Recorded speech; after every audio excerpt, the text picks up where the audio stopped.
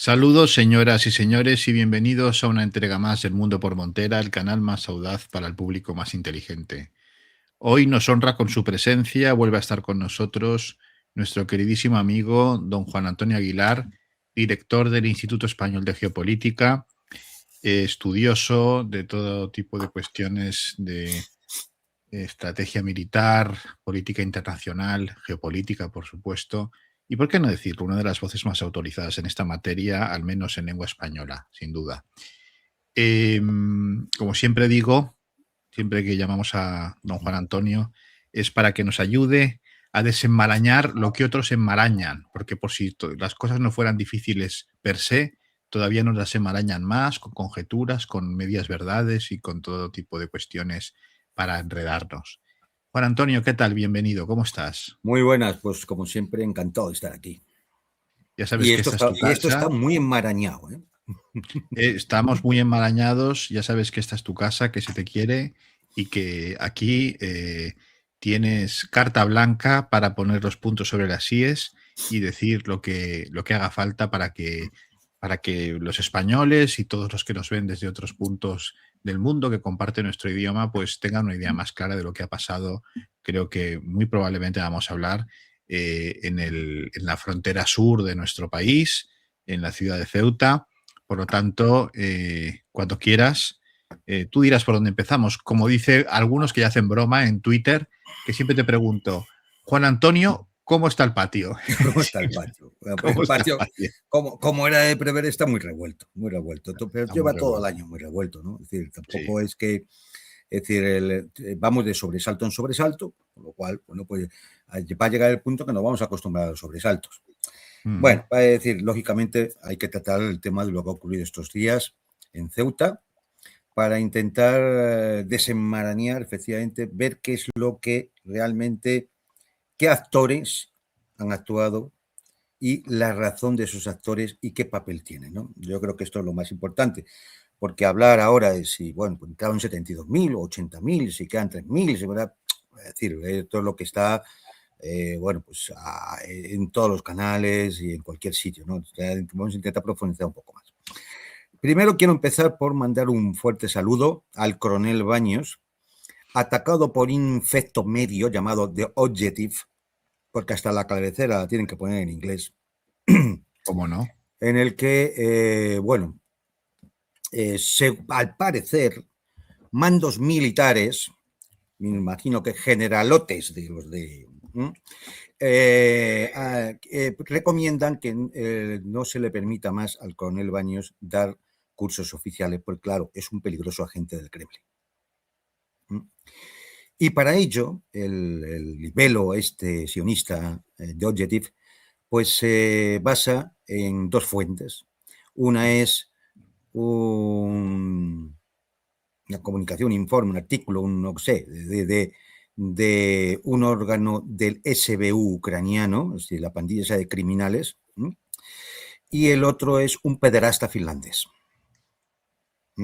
Se dedicaba a la pornografía infantil hasta que le fichó la OTAN para que se dedicara a estudiar la desinformación rusa. No digo Bueno, más. ¿qué quieres que te diga, Simplemente, Juan claro, Antonio? OTAN, Ucrania, pornografía infantil. Es que es al que va final, cogido. en fin, es Entonces, bueno, pues simplemente mandarle un saludo al coronel. Y bueno, pues es que seguiremos resistiendo, porque esta gentuza no nos va a callar. por Por mucho supuesto. que escriban ahí sus gilipolleces, porque hay que ser muy miserable para, en vez de defender a un militar español, ponerse a atacarle basándose en lo que cuente un pederasta y lo que cuente un servicio de inteligencia extranjero. Hay que ser muy rastreros, muy rastreros. Dicho esto, segundo, cuestión de orden. Sobre todo para el tema que vamos a tratar y para todos los temas que tratamos habitualmente. No vean la televisión. Si ustedes ven la televisión, 1, no se enterarán de la realidad. 2, les mentirán. 3, intentarán formatear su mente para que al final piense cosas que no se corresponden en nada con la realidad. Allá cada uno. Cuando digo no ver la televisión, hombre, a ver, pueden ver una película, un partido de fútbol, una competición deportiva, en fin, pero ya saben a lo que me refiero, ya saben a qué informativos y qué programas de tertulia y qué concursos y demás. Las televisiones ahora mismo son un pozo de mugre y de cochambre que cualquier persona con 2 dedos de frente y por salud no debería ver. No que no lo vean los pequeños, no, ni el abuelo, ni el gato. Es que estoy seguro que también influye en el gato y le provoca males de salud. No vean la televisión. El segundo, bueno, la tercera cuestión de orden. Para conocer la realidad, uno debe buscar respuestas, pero las respuestas solo se pueden conocer si se saben hacer las preguntas. Las preguntas adecuadas son las que nos pueden ayudar a encontrar respuestas. Si no, pues nos haremos la pregunta inadecuada, encontraremos una respuesta que no tiene que ver tampoco con la realidad y entonces pues empezaremos a decir estupideces. Es decir, como si viéramos la televisión. Y la cuarta cuestión es, en este canal dedicamos un programa a la cuestión de Marruecos y España hace unos meses, que de verdad yo recomiendo volver a ver, porque ahí hablamos del Plan Marruecos 2030, que filtró un exagente del CNI, Fernando San Agustín, y bueno, pues quitando las modificaciones coyunturales que cambian con la época, el plan pues parece que sigue adelante, ¿no? Y como no nos vamos a extender ahora con la técnica del plan, pues por eso digo que recomiendo volver a ver ese programa que está en este canal. El título exacto no recuerdo. El título es, lo grabamos en diciembre y el título se llama Marruecos, tenemos un problema. Tenemos un problema. Bien, tenemos un problema. Además, recuerdo perfectamente que en ese momento, cuando hablamos tú y yo sobre los programas que vamos a hacer, no había nada en particular aparentemente con Marruecos y yo me acuerdo que te comenté, digo, oye, ¿por qué no hacemos un programa sobre Marruecos? Y te acuerdas y me dijiste, perfecto, digo, porque además es, digamos, el punto geopolítico importantísimo para España, ¿no? Entonces, bueno, ha resultado que yo lo volví a poner en las redes sociales, pues para que la gente se acordara que está allí y está siendo visto estos días por gentes que a lo mejor no se habían enterado en su momento o todavía no se habían suscrito y se está viendo porque, bueno, dabas toda una información muy detallada de lo que luego, lamentablemente, pues parece que se está cumpliendo y que esa es la intención que lleva el país a la Wii, ¿no? Entonces... Claro. Y sobre todo, además, porque pensar que ahora hay muchos canales de amigos y enemigos, pues que se dedican mucho a la política, ¿no? A la geopolítica. Y claro, hombre, decir, vamos a ver, la principal cuestión geopolítica que afecta a España es la cuestión del norte de África, la cuestión de Marruecos. Y luego... hablar de la geopolítica del Nepal, o de lo que ocurre en la frontera entre Pakistán e Irán, hombre, que está muy bien. Y evidentemente todo tiene consecuencias luego en todas partes, ¿no?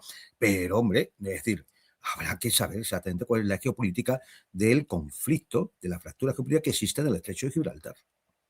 Y luego, si me permites, Juan Antonio, ya que hablas de canales y de canales amigos, enemigos, etcétera, y luego hay canales que están surgiendo como setas diciendo que hablan de geopolítica y cuando entras a ver qué están diciendo, hablan de todo menos de geopolítica. O sea, parece como que es una especie de etiqueta, cajón desastre que se ha puesto de moda y que, bueno, de repente te encuentras a una serie de entidades allá o de grupo o de personas, no más o menos que pasan de refilón por algunos temas, pero que tampoco hacen un análisis geopolítico propiamente. Entonces también un llamamiento a las personas que nos ven, ¿no? Pues que vayan, que sepan discernir también, un poco dónde se informan y que no les den gato por liebre. De entender que la geopolítica es una ciencia social y es una ciencia. Tiene sus lenguajes, sus leyes, sus conceptos con lo que hay que manejar para hacer un análisis geopolítico, ¿no? Y luego, muchos lo que hacen es opinar, que no digo que esté mal, ¿no? Tiene todo el derecho del mundo a opinar, ¿no? Pero una cosa es hacer geopolítica y otra cosa es opinar. Claro. ¿No? Es decir, en fin, pues vamos al tema que nos ocupa. Sí. lo ocurrido en Ceuta y Melilla también, que se habla mucho menos, porque ahí parece ser que es que no había interés de que fuera nadie. Lo que fueron espontáneos y al final los molieron a palos. Eso es lo que pasó en Melilla. ¿Cuál es la arquitectura de la crisis? Bueno, pues es decir, aquí hay que entender que hay una serie de actores que toman decisiones y que esas decisiones tienen consecuencias. Esta es digamos, la estructura, ¿no?, en la que tenemos que fijarnos.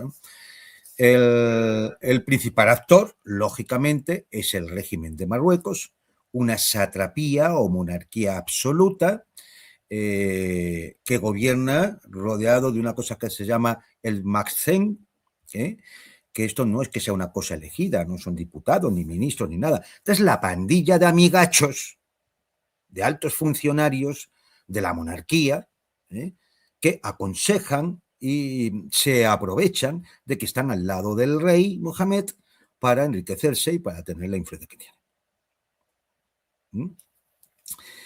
Y luego tiene, de presencia casi universal en Marruecos, la Dirección General de Estudios y Documentación, que es el servicio secreto, que controla perfectamente todo Marruecos y que no se mueve nada sin que lo sepa el DGET. Este es el principal actor. Luego, tengo que decir, en esta crisis, este actor, en principio, luego ya hablaremos del resto de actores, que son los más importantes, porque este actor es simplemente el ejecutor. Decide concentrar, o sea, decide montar una operación en el cual tiene tres vectores esa operación. Una es de control del territorio, es decir, con punto de concentración de una población de 70, 80, 90.000 personas, generalmente jóvenes, chavales, convocados a través de cuentas de redes sociales, todas desaparecidas, en las cuales, bueno, pues se les dice que tienen que concentrarse en Castillejos, a pocos kilómetros de la frontera de Ceuta. Lógicamente, para hacer eso, tienen que contar con el apoyo de la Gendarmería de Marruecos. Y hemos visto las imágenes de cómo manejan el tráfico, demás, donde van los camiones de carga, de escombros y de camiones vulgares y corrientes. ¿no? Y los llevan como ganado, vamos. Y los llevan allí a los chavales apiñados, sin nada, sin agua, sin comida y sin nada, hacia el punto de concentración en Castillejos. La policía de fronteras abre las verjas en un momento determinado para que toda esa gente entre, ¿no? Y, oye, pues en todo este intervalo pues hay un control de las carreteras y de las estaciones de ferrocarril en el cual esa masa de gente se va concentrando en la población de Castillejos. El segundo vector es el aparato militar y de espionaje. Mientras todo esto iba ocurriendo, dos satélites militares marroquíes, el Mohamed A y el Mohamed VI A y el Mohamed VI B, realizaron 11 pasadas orbitales sobre Ceuta. Una de ellas a las 10:57 horas del día 30 de julio, es decir, 3 minutos antes de las 11 en la que se dio el pistoletazo de asaltar Ceuta.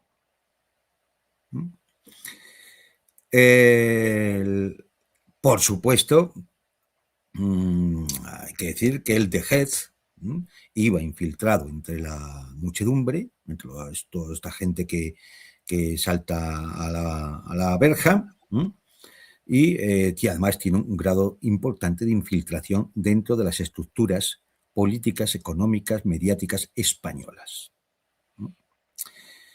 Solo hay que recordar el episodio de Pegasus del año 2021. Y el tercer vector es cómo, mientras todo eso está ocurriendo, Mohamed VI estaba a 40 kilómetros de Ceuta en un yate con toda la cúpula militar de inteligencia y el Mazgen celebrándolo. Eran momentos donde estaban perdiendo la vida ahogados, ya la última cifra que tengo es de 141 personas. Y simultáneamente a esto se estaba celebrando en las distintas embajadas y consulados en España la fiesta del trono, porque esta movida coincide con la fiesta de aniversario de cuando Mohamed VI accedió al trono. Bien, esto permite, facilita una operación organizada, convocada, como digo, por redes sociales, más de 70.000 personas, concentrada en Castillejos, asalto por tierra en dos direcciones, una elección de Benzú que era claramente para distraer o dividir a la fuerza de seguridad españolas, y la principal por el Tarajal, ¿vale? Por el mar. O sea, ese espigón que divide Ceuta de Marruecos y que, como da al mar, pues tiene ahí un espigoncito donde mucha gente coge, se pone a nadar para llegar a la costa española. No es que la distancia sea mucha, pero es una zona de muchos remolinos, es una zona peligrosa. Y la prueba es que han muerto 141 personas. Y toda esta operación va en dirección a Ceuta, no a Melilla. Va a Ceuta. Esto por algo, ¿no? Como decíamos antes, hay que hacerse las preguntas. Esto es por algo. ¿Por qué a Ceuta y no a Melilla? ¿Por qué no concentrarse en Melilla, que es más pequeña? Lo hubieran podido, no sé, más fácil, menos fuerzas de seguridad. ¿Por qué a Ceuta? ¿Quién estaba en la frontera en Ceuta? 4 guardias civiles. 4. Y en la ciudad había 48 miembros de la Policía Nacional para acometer cualquier disturbio que hubiera. El CETI, el centro donde meten a los refugiados menores, es decir, a la espera de ver o de regularizar su situación o de ver qué se hace con ellos, estaba saturado, tiene 512 plazas, ya estaba saturado. El día del asalto ya estaba saturado. El sistema de menores colapsado. Y cuando se empieza a producir, pues empieza a haber saqueos, comercios cerrados y demás. ¿Por qué? Porque es gente que entra sin nada. No trae ni una botella de agua. Imagínense ustedes, verano, agosto, Ceuta, el día, 30 y tantos grados. No trae ni una botella de agua. Es que muchos no llevaban ni una camiseta. Iban todos... Unas chanclas y un bañador. No, claro, ni comida, ni nada por el estilo, ni sitio donde realizar sus necesidades. Una masa de gente que entra en una ciudad, la ciudad cierra todo y esto se convierte claramente en una situación de emergencia. Hasta el punto de que los barrios ceutíes, sobre todo los musulmanes, empiezan a organizar grupos de autodefensa, montar barricadas y enfrentarse a los que entran. Quizá eso fue uno de los momentos más críticos, porque podía haberse generalizado una situación de violencia que Dios sabe cómo hubiera acabado, o a lo mejor incluso esa podía haber sido la intención, no lo sabremos. Bien, pero esto es lo que ocurre el día 30. Pero esto tiene antecedentes.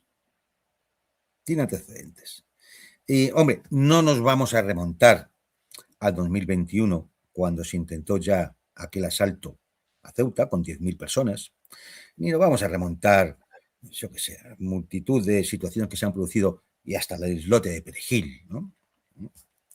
Por cierto, hay que decir que Aznar tuvo que no compartir la información de inteligencia para recuperar la isla de Perejil, porque los norteamericanos están informando al servicio de inteligencia marroquí. Todo para que nos vayamos dando cuenta, nos hagamos las preguntas de quiénes son nuestros aliados. Por no hablar que yo he visto la serie que se ha hecho sobre Perejil, en la que participa el expresidente de gobierno Aznar, y él mismo reconoce que Jacques Chirac, otro de nuestros socios de Francia, ¿no?, diciéndole que, oiga usted, entreguen esas ciudades porque total, ¿para qué las quieren, no? O Qué sea, follón, ¿no? Qué follón. exactamente. O sea, que esto lo cuenta el propio Aznar, que bueno, ya sabemos quién es, ¿no? Pero que estos son los socios que tenemos. En ese club estamos. En ese club estamos. Entonces, bueno, quiere decir, vamos a ver un poco todos los precedentes, porque algunos de estos precedentes, además, han sido utilizados a la hora de montar un relato falso. Partimos del 8 de julio. El Tribunal Supremo tiene una de esas sentencias para enmarcar. Esta pandilla que está en el Tribunal Supremo, al cual le pagamos nosotros también el sueldo, pues aquí, claro, aquí es decir, la gente tiene que hacerse también esta pregunta. Cuando sale un juez del Supremo, ¿quién le paga el sueldo? Los españoles, ¿vale? Los trabajadores españoles. Así que estos señores togados podían tener un poquito de consideración con los españoles que le pagan el sueldo. No sea que los españoles se cabreen y un día decidan que no hay que pagarles el sueldo. Y que a lo mejor hay que ponerles en la puta calle. No sé. Me da por pensar, ¿no? Es decir, que la gente se haga esa pregunta. Y estos señores, bueno, pues me imagino que respetando la ley, toman con mucha rapidez una sentencia que es muy inoportuna. Y es, si alguien entra a nado en Ceuta, no se le puede devolver hasta que no se resuelva el expediente, porque él no ha violado ninguna frontera, ninguna marca. Claro, vas en el agua, tú ahí no te encuentras a un buzo guardia civil diciendo papeles, alto la banderita. Claro, no te los encuentras. ¿Qué tendría que haber hecho el gobierno en ese momento?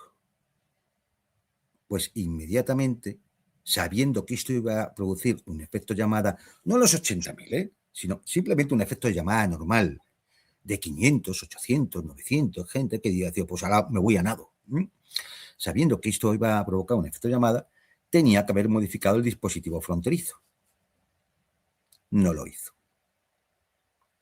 Entonces, hagámonos la pregunta, ¿responsable? Alguien del gobierno. El 9 de julio comienza la operación Paso del Estrecho. Esa operación donde muchísimos magrebíes, fundamentalmente marroquíes, vienen de vacaciones de Francia, Bélgica, Alemania, de Suiza y demás, de España también, pasan por España, cogen el ferry, en Málaga o en Algeciras o donde sea, y pasan a Marruecos. Son decenas y decenas y decenas de miles. Los han podido ustedes ver muchas veces por las carreteras de España. Sí, son esos coches atestados en seres. En seres y demás, porque llevan regalos para toda la familia y demás, ¿vale? Sí. Vale. Pues, hombre, para esto habría que, ya que va a operar también la operación Paso del Estrecho, reforzar la plantilla de las fuerzas de seguridad de la Policía Nacional en Ceuta, ¿verdad? Bueno, se convocaron 20 plazas para reforzar la seguridad. Solo se presentaron 3. 3 policías. ¿Quién es el responsable de esto? El Ministerio del Interior. Esto no es culpa de Mohamed, el Ministerio del Interior. El día 13 de julio, la Asociación Unificada de la Guardia Civil pide instrucciones escritas ante estas 2 situaciones que están creando, un efecto llamada y el Paso del Estrecho. Respuesta del Ministerio del Interior: no hay instrucciones escritas. Responsable, el Ministerio del Interior. 14-15 de julio. Por el efecto llamada, ya decenas de chavales se lanzan al mar desde Castillejos para cruzar a Ceuta. La Marina marroquí tuvo que rescatar a 50 del agua. ¿Hubo respuesta preventiva? No. ¿Responsable? El Ministerio del Interior. 15 de julio. Fuentes policiales alertan del posible colapso fronterizo. Porque ya se sabe lo que va a pasar. Respuesta a la alerta de las fuentes policiales. Ninguna. Responsable, el Ministerio del Interior. 20 de julio. Sánchez viaja a Argelia.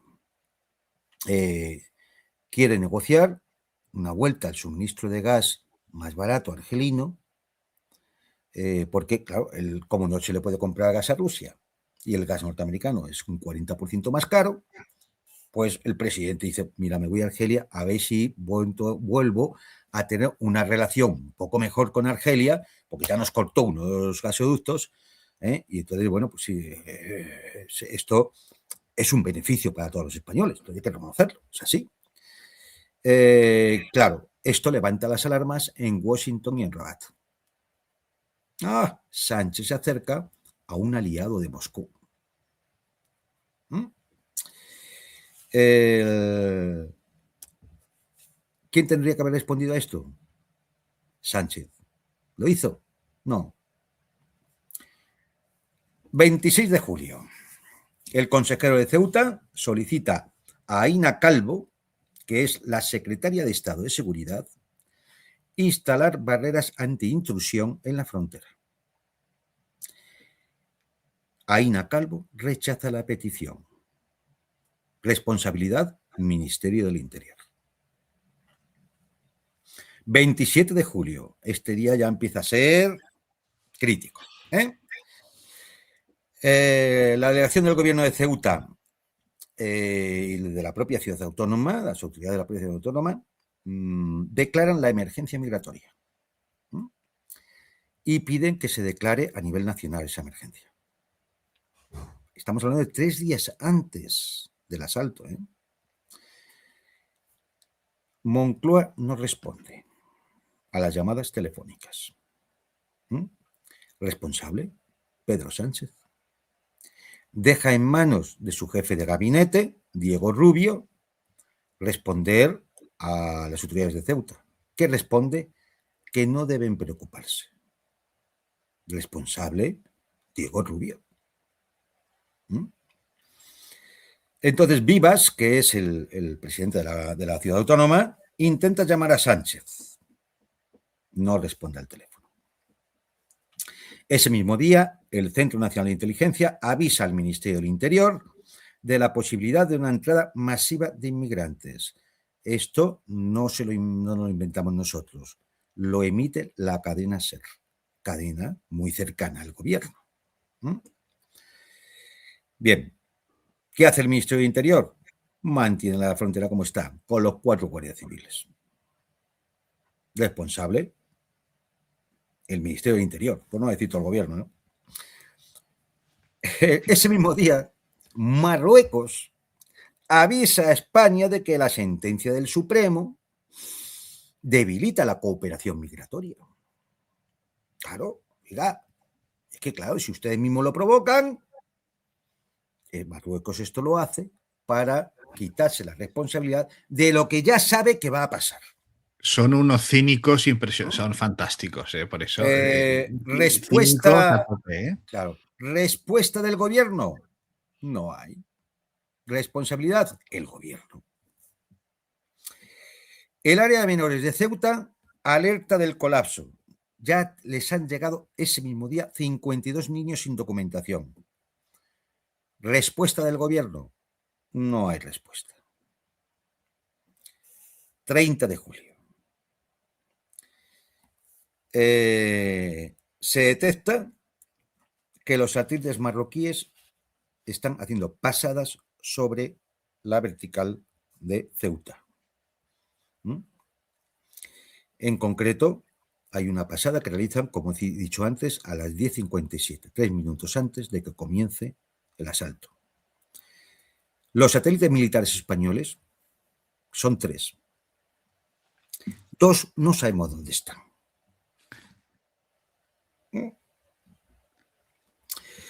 Y estaba el satélite español Paz, que, ¿saben ustedes cuántas pasadas hizo ese 30 de julio sobre Ceuta? Ninguna. Hizo una el 31 de julio, cuando ya la frontera había sido desbordada. Responsabilidad, Ministerio de la Defensa. Margarita Robles. Exactamente. 11 de la mañana de ese 30 de julio. Comienza el asalto. Entre 70 y 80.000 personas cruzan la frontera, unos nadando, otros por tierra. Mueren ya ahí ese día, por las estadísticas españolas, ya unas 100 personas. En la playa del Tarajal siguen los 4 guardias civiles. Piden refuerzos. Los refuerzos tardaron 8 horas en llegar. Responsabilidad, Ministerio del Interior y Ministerio de la Defensa. 30 de julio por la noche. Marlaska, el señor Planas, el señor Saiz, el señor Calvo, la presidenta del PSOE, Cristina Narbona, Felipe González y otros elementos asisten a la fiesta del trono en la Embajada de Marruecos en Madrid, cuando Ceuta estaba siendo invadida.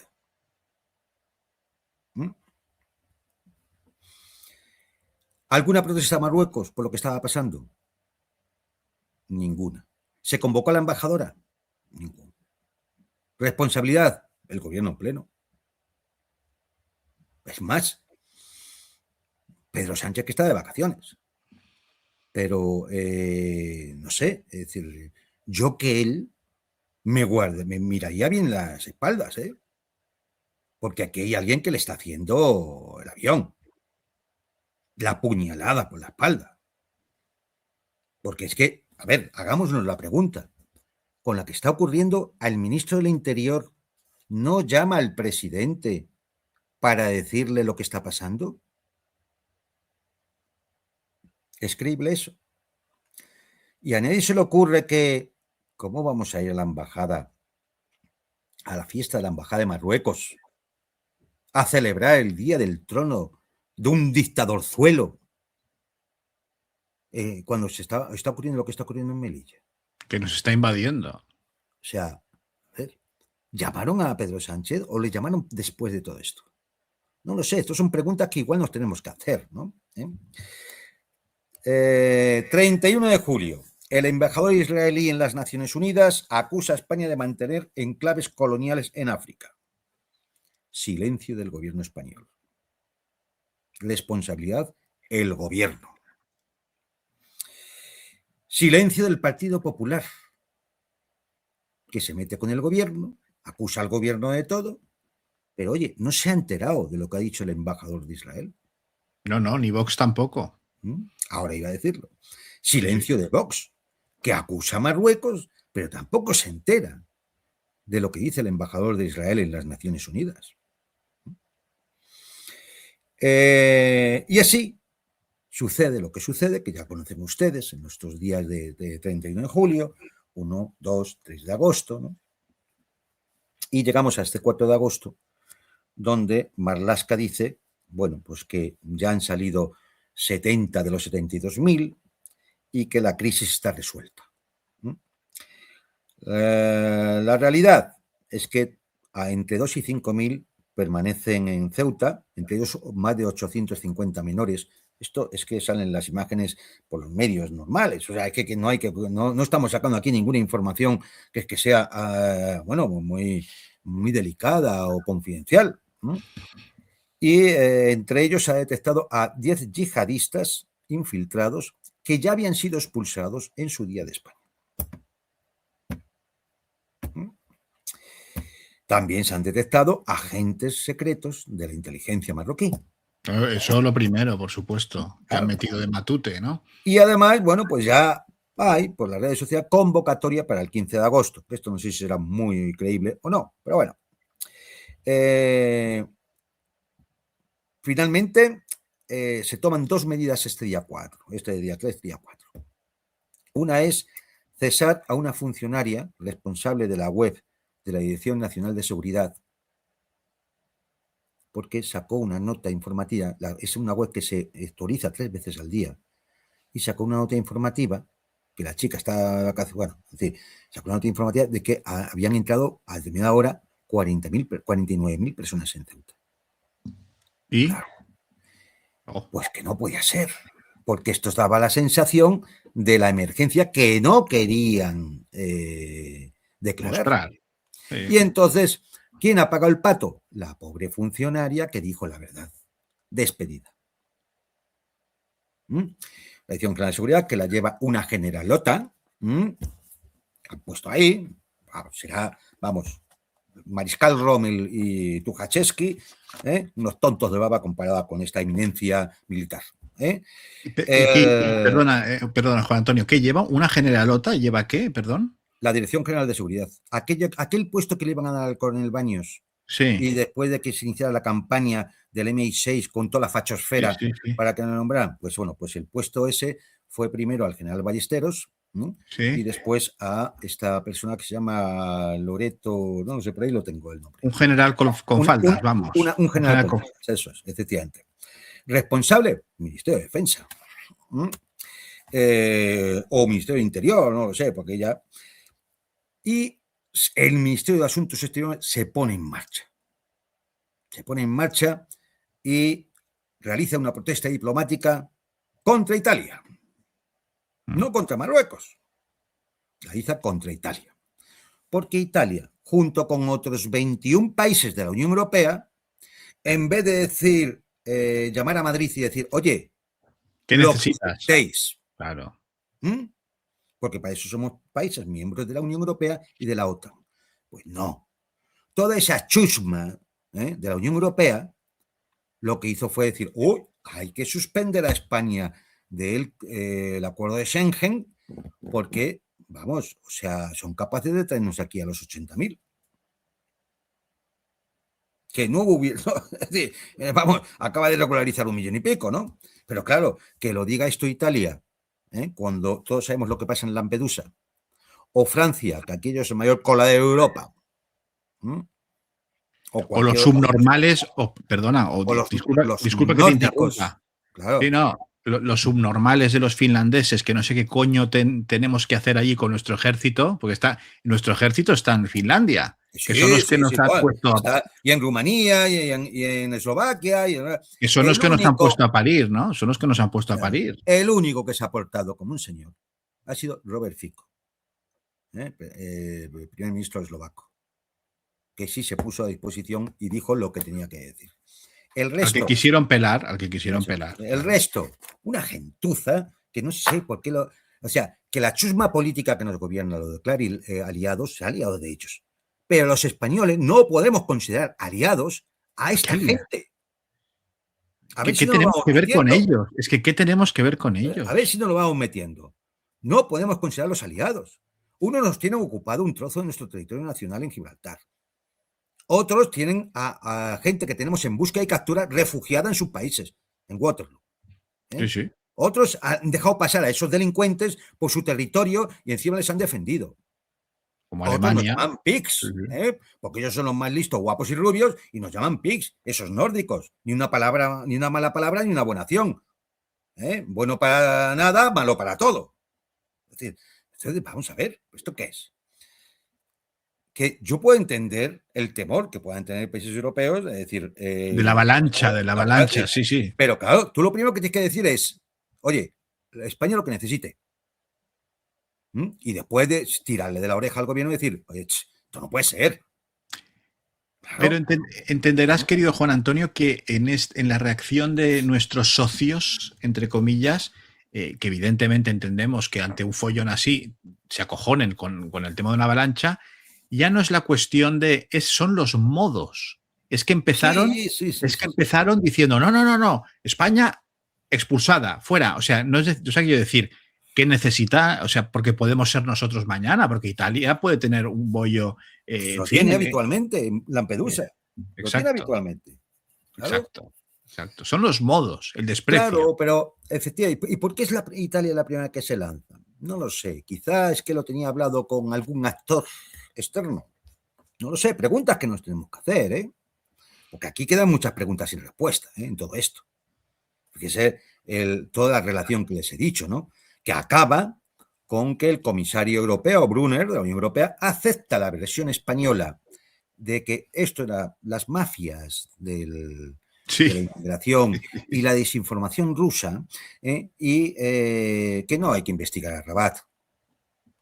En todo caso, oye, pues si hay que mandar más ayuda a Marruecos para que controle la inmigración, pues se hace. Esta es la respuesta de la Unión Europea. Responsable, el Ministerio de Asuntos Exteriores. Entonces, vamos ahora a los actores. Repasito a los actores. Porque claro, nos hemos referido al gobierno español, que no sé si es por pura incompetencia o por traición. Pero evidentemente ha sido cooperador necesario de todo lo que ha ocurrido. Porque si el gobierno español empieza a tomar medidas desde el día 8 de julio, pues a lo mejor no hubieran ocurrido las cosas que han ocurrido. Con lo cual, luego hablaré de la ecuación Gisbert, que la creo plausible, aunque quizá el final no lo podemos saber. Dice que puede ser de una forma, yo creo que incluso puede ser de otra, pero es plausible, y claro, aquí todo lo que se ha hecho no se podría hacer si no hubiera cooperación necesaria del interior. Repasen ustedes el calendario que les he dicho y háganse las preguntas. Los actores. Bien, el primero, Estados Unidos, porque no hay conflicto en el mundo donde no esté metida la pezuña de Satán allí metida. No hay conflicto en el mundo. La pezuña del macho cabrío tiene que estar metida. Y así, bueno, pues surgió aquello de Díaz Balar, un influencer, bueno, no, un cargo político y representante norteamericano, que empezó cuestionando ya la soberanía española de la ciudad de Ceuta y Melilla. El Comité de Asignaciones de la Cámara, para aprobar unas ayudas a Marruecos, ya en junio, aprobó, solamente con el voto en contra de un congresista norteamericano, creo que es Massey, ¿no? Es decir, sí. Bien, al cual hay que decirle que hay que mandarle un saludo, porque fue el único que no votó esa ley del Comité de Asignaciones, en el que dice que Ceuta y Melilla son ciudades marroquíes administradas por España. Y sabemos el plan de rearme y de colaboración de las Fuerzas Armadas que tiene Estados Unidos con Gibraltar.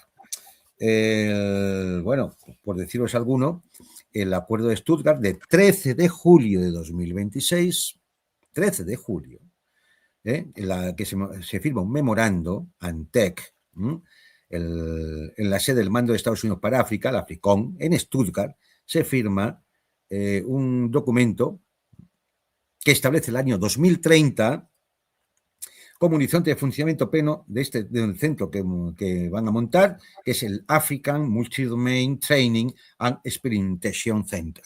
Es decir, un centro de entrenamiento multidominio, academia de drones, centro de innovación y experimentación en cualquier dominio, tierra, mar, aire, ciberespacio y espacial. No voy a enrollarme más con el tema del rearme marroquí, porque ya hemos hablado alguna otra vez y son fuentes abiertas, pero entender perfectamente el papel de este actor, que no es pequeño. Un aliado. Un aliado. Además, otro actor que apoya todo esto es Israel. Desde que Marruecos fue el primer país árabe o musulmán que firma los acuerdos de Abraham, firman un acuerdo militar conjunto este mismo año 2026, anteriormente ya tenían el concierto con NSO Group para el sistema de espionaje Pegasus. Y bueno, pues ya hemos visto las primeras declaraciones del embajador Danone acusando a España y Naciones Unidas. Todo esto además de que todas las redes sociales, incluida la cuenta oficial del Mossad, el día 30 de julio, mientras Ceuta era asaltada, ellos se pusieron a castigar a España por la posición de España respecto al tema de Gaza y el tema de la guerra en Irán. Luego tenemos el propio lobby sionista, que es otro actor que también apoya esto. Michael Rubin, con su Middle East Forum, que es un think tank norteamericano del lobby, para apoyar la realización de una nueva marcha verde sobre Ceuta y Melilla. Esto lo dice expresamente. Hay que recordar que la marcha verde del año 75 sobre el Sáhara español fue un diseño de dos norteamericanos. Dos expertos nucleares que son los que diseñaron todo el plan. Y bueno, pues también medios de comunicación sionistas en Estados Unidos pues han, digamos, amplificado toda esta situación.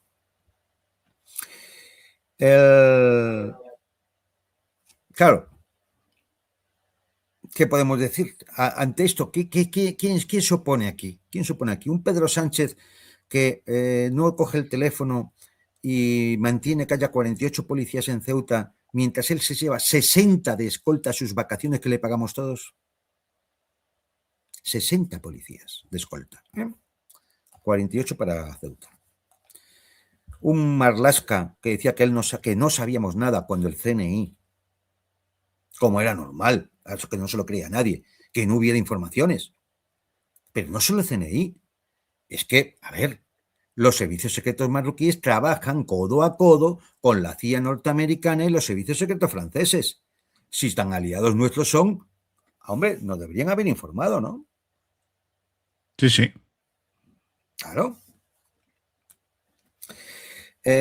Margarita Robles, la que maneja el satélite Paz. Los otros dos satélites no se sabe dónde están. O la Ina Calvo, la Secretaría de Estado de Seguridad, ¿no?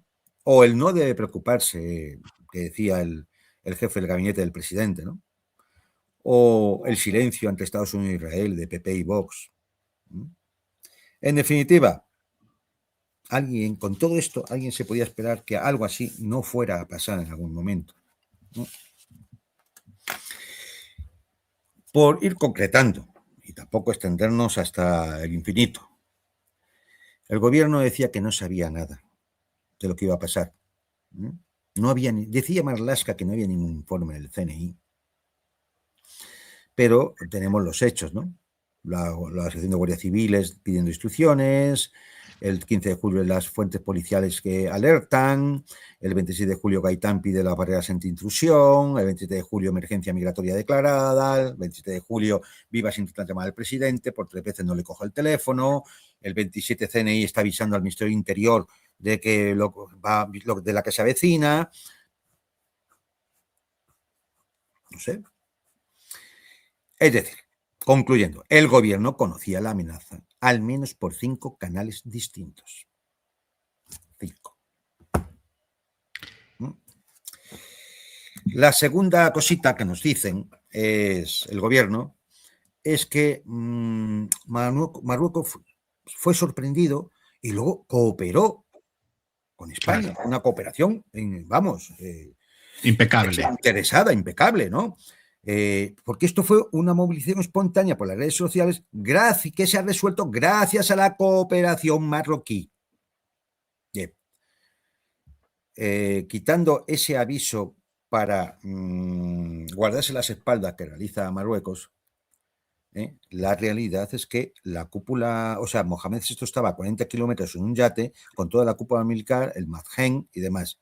Me quieren decir que a 40 kilómetros de la costa de Ceuta no había seguridad suficiente en la zona como para permitir que alguien fuera a lanzar desde la costa un dron marítimo ¿Contra el yate de Mohamed VI? Evidentemente no. Y si eso es así, perfectamente sabían lo que estaba pasando. Claro. Sí, sí, sí. Claro, perfectamente lo sabían. Y lo sabían porque los 2 satélites militares marroquíes estaban dando pasadas, hasta 11 pasadas. Lo que sabían perfecto. Estaban monitorizando la operación. Esta es la realidad. Monitorizando la operación. ¿Qué hizo Marruecos? Nada. No hizo nada. Bueno, sí. Vehiculizar la operación. Ejecutarla. Los gendarmes permitiendo el paso. En fin, lo que ya hemos comentado. Conclusión. Marruecos no solo conocía la operación, la monitorizó en tiempo real con sus laboratorios militares y permitió deliberadamente su ejecución. Y estuviera diseñada por quien estuviera diseñada, porque también se notó la presencia de agentes de CIA y Mossad en Marruecos por esta... ¿no? Me da igual, la diseñara quien la diseñara. Lo que es evidente es que Marruecos lo permitió. Y tercera cosa que dice el gobierno es que la crisis ya está resuelta. ¿Por qué? Porque ya casi todos han regresado a Marruecos. Hay situaciones realmente lamentables. Por ejemplo, que haya padres desesperados en la frontera de Marruecos porque sus hijos han quedado dentro y no los dejan salir. Porque como son menores, tienen que hacerse cargo de ellos las ONGs, la que cobran. La que ¿Sabes quién estaba allí hoy? ¿Sabes quién estaba allí hoy? Poniendo el cazo. El padre Ángel. ¡Hombre! No iba con la monja. No, la monja debe estar camino a Ucrania. Pero hoy estaba en el Carajal, que debería llamarse ahora Partido del Carajal, no más que el Tarajal, porque es un Carajal. Estaba el padre Ángel diciendo que todos esos chicos que son unos santos, claro, así con estas palabras, que son unos santos, y estaba, me imagino, que ya negociando pues, alguna subvención, claro, lo que sea, para trincar, ¿no? Trincar, por supuesto, porque de eso vive esa parte de la iglesia que se dedica a ver, las imágenes son que hemos podido ver. La gente que llega, muchos de ellos llegarían, si no la mayoría, engañados. Que les dijeron, oye, que la frontera se ha abierto, que el que quiere irse para allá se vaya. ¿Y esto qué hicieron? Decir, oye, que hay camiones y todo, subiros a los camiones, a los autocares, al tren, lo que sea. Y se fueron para allá. Y se fueron sin nada, porque les dijeron que en Ceuta les iban a dar comida, bebida, ropa, alojamiento y demás. Y una tía también. Claro, y entonces pues fueron para allá. Sí, claro, ya está. Sí. Muchos iban de paseo. Influencers, con mucho más dinero que tú y yo, Manuel, que los hemos visto en imágenes. Sí, y con unos móviles de puta madre. Y unos cochazos de narices, pues se fueron a dar una vuelta por allí. Sí, ¿no? sí, a ver cómo se estaba en Ceuta. Sí, es decir, esto es el personal. Luego, no. Que entre esta gente haya algunos que dijeran, mira, voy a aprovechar para intentar buscarme la vida. Pues no lo sé, puede ser, claro, puede ser. Pero eso no es el problema. El problema de que estamos viendo no es que hayan cruzado 6 tipos que lo que quieren es ir a Europa para trabajar, porque no encuentran No. Y famélicos tampoco, famélicos no estaban. Tampoco, esto era una operación claramente planificada, ¿no? Sí. Entonces, bueno, pues ahora el gobierno dice que la crisis está resuelta. Eso sí, hay miles de personas todavía en Ceuta, porque son los que no se quieren ir, los que pensaban seguramente que con esto iban a pasar a territorio europeo.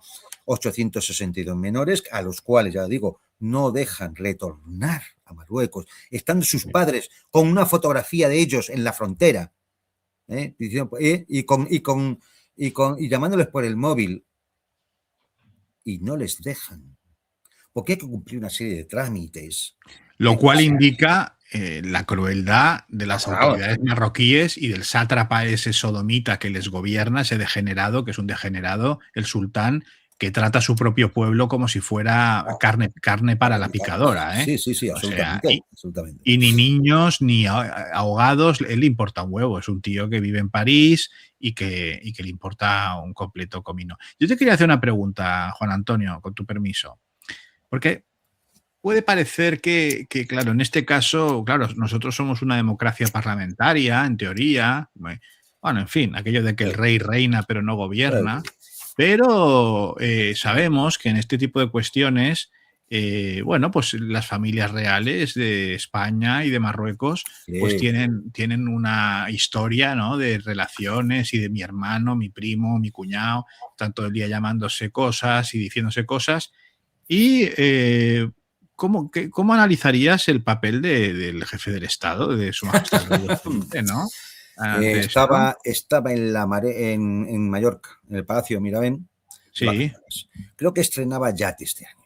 el Hispania es un yate de la Armada para él, Para para él. jugar. Oye, a ver, él está haciendo sus funciones de jefe de Estado. Y no quiero meterme en más porque entraremos ya en una especie de programa del corazón. ¿Eh? Porque se les ha visto a todos allí para hacerse la foto, que todos los años se hacen, ¿verdad? Pero la realidad es que aquí el señor jefe del Estado, el ciudadano Borbón, estaba en el palacio de allí de Maribén, en Mallorca, al cual le pagamos también todas las vacaciones. Claro. Estaba él con sus hermanas, su madre, los sobrinos, estas cosas. Su señora esposa no se sabe dónde estaba, está de vacaciones por ahí. Ha ido Bueno. para creo que un festival de cine y hacerse la foto. Y la heredera andaba por Madrid preparando la fiestuki de cumpleaños antes de irse a hacerse la foto allí a Maribel. No sé, háganse las preguntas. Háganse todas las preguntas. ¿Dónde estaba el jefe del Estado? ¿Dónde está? Bueno, el gobierno ya sabemos que estaba, no sabemos si pegándose puñaladas entre ellos o todos en pánico. He leído para que aquí no diga, para que nadie diga que aquí no somos ecuánimes, o que intentamos al menos ser lo más ecuánimes posibles, porque nadie lo es totalmente, que don Felipe se ha dignado en sus vacaciones a recibir a vivas al presidente de Ceuta en el Palacio de Marivent en Mallorca para hablar con él. ¿Y He por qué tiene leído. que ir vivas a Ceuta, a Maribén? ¿Por qué no para ir a Ceuta? Ah, porque a lo mejor se enfadan los moros. Claro, es que esta es la pregunta que hay que hacer. Claro, ¿por qué no va a Ceuta? Es que Claro, ese es otro punto, claro. Otro ¿Por punto, qué no otro va él punto. a Ceuta? Sí, Al sí. menos, oye, al menos Pedro Sánchez ha ido. Y otra gente. El rey. Claro, ¿por qué no va él a Ceuta? Sí, sí. Es que ya está bien, ¿no? Ya está Pues va a bien. ir vivas el hombre que tiene un bollo de Que tiene cojones un pollo en allí, Ceuta. ese que se tiene que trasladar, porque el señor está con el yate nuevo, y no va a ir a Ceuta a ver si se va a molestar el primo.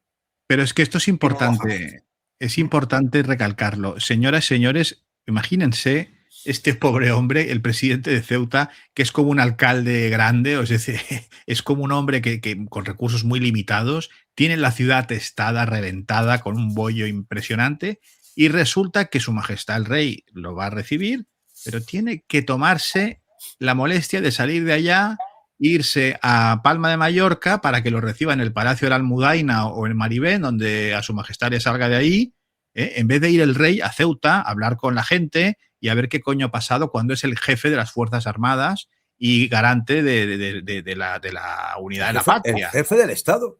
el jefe Es el del jefe del Estado. Estado. O sea, es que es una bestialidad que tenga que ir este hombre con la que tiene. Es decir, es que no cabe en ninguna No, cabeza. O sea, es que yo, es, bueno, en fin, salvo que haya esos intereses y esas historias de no ir a Ceuta para no. claro. Y entonces, bueno, pues llegamos al punto en el que, bueno, pues decir, a ver, ¿qué es lo que la gente ve y le cuentan por televisión? Oh, una percepción inducida. Marruecos invade Ceuta. Los moros vienen a conquistar España. La guerra inminente. Hay que defender Ceuta a toda costa. Cuando la realidad es que Marruecos ha ejecutado una operación de fuerza aparente, pactada con Washington y consentida por Madrid. No sé hasta qué nivel, pero consentida por Madrid, como cooperadores necesarios. Porque Marruecos no va a hacer nada sin contar con Washington. No lo hizo nunca, Seguro. ni cuando en el 75 inició la Marcha Verde. Siempre contó con Washington. Pero si van con banderas Claro. marroquíes y yanquis. Y ahora, donde la alianza es mayor, es estratégica, con mucha más razón, que va a montar este tinglao sin contar con la Casa Blanca. Que va. No es creíble. sin decirle nada al Mossad, que estaba implicado, no es creíble. Sin que el gobierno español no supiera nada. Hombre, no sé si el gobierno en pleno, pero miembros del gobierno sí. ¿Y el jefe del Estado? ¿No recibe el jefe del Estado los informes diarios del Centro Nacional de Inteligencia? ¿O es que ni los lee? Igual ni los lee. No sé, igual ni los lee. Hombre, es que los recibe él, el presidente, lo recibe él, el presidente del gobierno y la ministra de Defensa. Luego entonces, para nadie sabía nada. Claro, era mafia, ya sabes, mafia, una mafia que monta un tinglao en Marruecos, desplazando decenas de miles de personas en camiones, autocares y demás, con la complicidad de la gendarmería marroquí. Esto es una mafia. Joder, pues vaya mafia. A ver si es que la mafia es el propio Estado marroquí. Claro, a lo mejor eso es lo que nos quería decir Marlaska con las mafias. Claro, los que han ido, pues en la mayoría, como he dicho, engañados, iban sin nada, unos de paseo, otros pensando que les iban a dar todo. Luego se vieron la reacción del pueblo de Ceuta. Y claro, no entendían cómo nos iban a ir. Yo, es decir, yo comenté con gente de mi alrededor, digo, ¿y qué van a hacer esta gente dentro de 4 horas cuando estén sin comer, sin beber? No tengan sitio donde ir. Pues se van a volver. Porque te dabas cuenta que no eran inmigrantes que venían de la guerra y del hambre de África. No, no era esa gente. Es decir, claro. Y aquí viene la ecuación Gisbert, ¿no? Es decir, Rubén Gisbert, que estuvo allí, en Ceuta, él sostiene que esta operación ha tenido que estar diseñada para buscar una solución negociada que permita venderla al gobierno español como una victoria, pero que realmente el actor principal, Estados Unidos, consiga un objetivo geopolítico. El resultado de la operación, si esto es así, y lo vamos a ver en los próximos meses, es que, bueno, Ceuta seguirá siendo una ciudad española. Podrá decir el gobierno que hemos defendido nuestra soberanía. Podrá decir el gobierno que los marroquíes no han conseguido nada. Pero es muy posible que ante la situación y la problemática que esto implica para la Unión Europea y los acuerdos de Schengen y 22 países diciendo esto no puede ser, pues a lo mejor se decida que las aguas territoriales de Ceuta pasen a control de la OTAN o de la propia Armada marroquí. La pérdida del estrecho. Y entonces, claro, España perdería la capacidad de decisión sobre el tráfico marítimo que pasa por el estrecho de Gibraltar, que une el Mediterráneo con el Atlántico y es uno de esos estrechos junto a Hormuz, Bab el-Mandeb, el canal de Suez, el canal del Bósforo, Malaca o Panamá, es uno de esos estrechos, de esos nodos críticos para la economía global. Y quien tenga la llave puede abrirlo o cerrarlo. Y claro, uno se fija en el mapa y ¿qué tiene? Tiene a Ceuta y justo enfrente, en la vertical, tiene Gibraltar. ¿En manos de quién está Gibraltar? Del Reino Unido. Con una base militar marítima, donde recalan los submarinos nucleares británicos.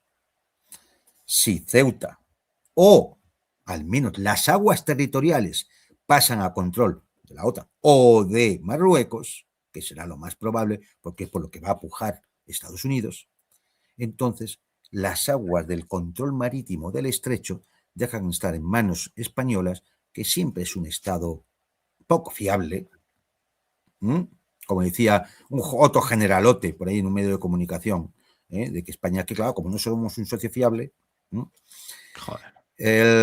pues entonces pasaría a tener el control por parte de Marruecos y el Reino Unido, que son dos socios estratégicos. Marruecos, por supuesto, el principal socio estratégico en África, que además es país extra-OTAN, ¿vale?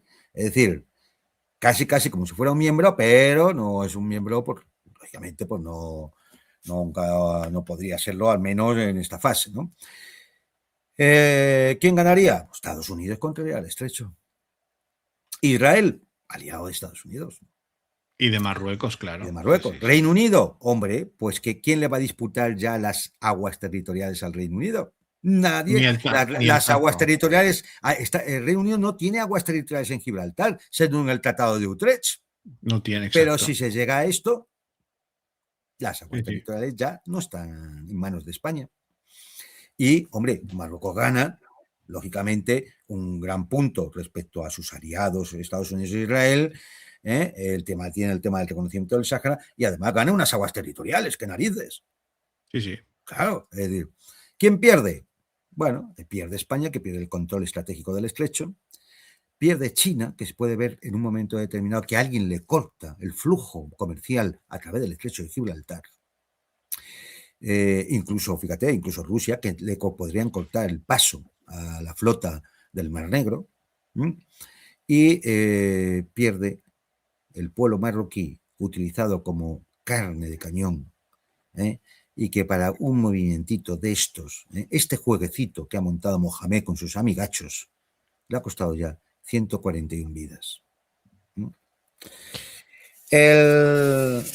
Por ir acabando en esta es la ecuación de Rubén Gisbert, ¿no? En función de la información que él ha obtenido allí directamente en Ceuta, de miembros de la inteligencia y hablando con unos y otros. Es decir, yo recomiendo ver directamente su canal, el programa, lo explica muchísimo mejor, porque aquí lo estoy diciendo en forma muy reducida, ¿no? Pero la única incógnita después de toda esta ecuación de Rubén es, ¿y si falla? ¿Y si, por lo que sea, España no cede esas aguas territoriales?